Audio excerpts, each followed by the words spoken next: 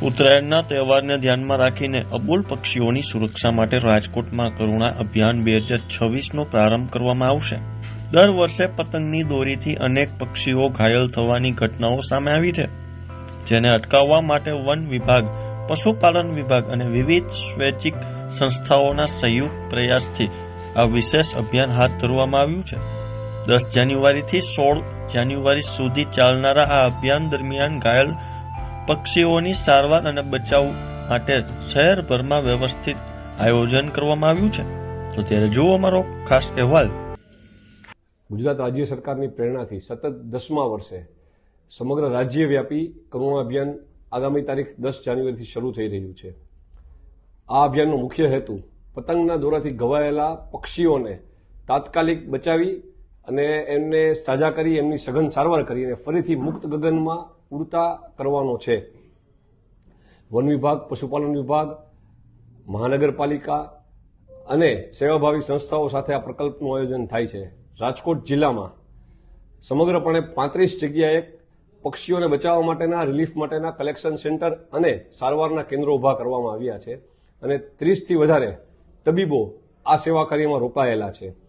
રાજકોટ શહેરમાં અલગ અલગ 12 જેટલી જગ્યાઓએ કંટ્રોલ પોઈન્ટ ઊભા કરવામાં આવ્યા છે, જેથી લોકોને પોતાના ઘરથી નજીક જગ્યા પડે, જેની ઇમેજ આ આપને શેર કરવામાં આવે છે।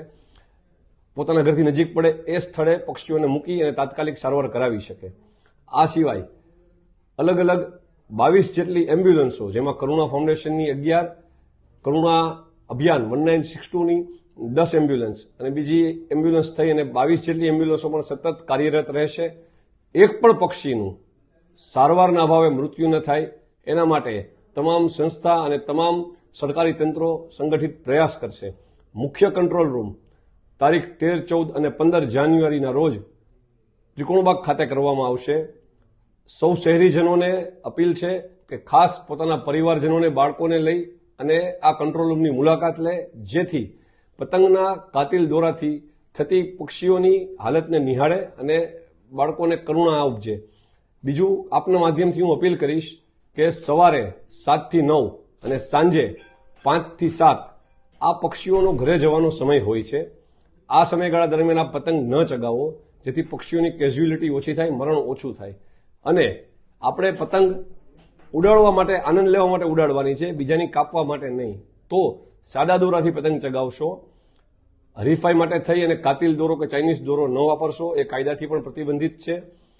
પોલીસ પણ એમાં ખૂબ જ કડક રીતે એક્શન લઈ રહી છે। અને એ જ રીતે જે તુક્કલ છે, તુક્કલ પણ પ્રતિબંધિત છે। તુક્કલ એ સળગતું ફાનસ જ છે, એ જ્યાં જ્યાં આગ લગાડે એવા બનાવો બને છે, તો તુક્કલનો પણ પ્રયોગ ન કરશો એવી મારી વિનંતી છે।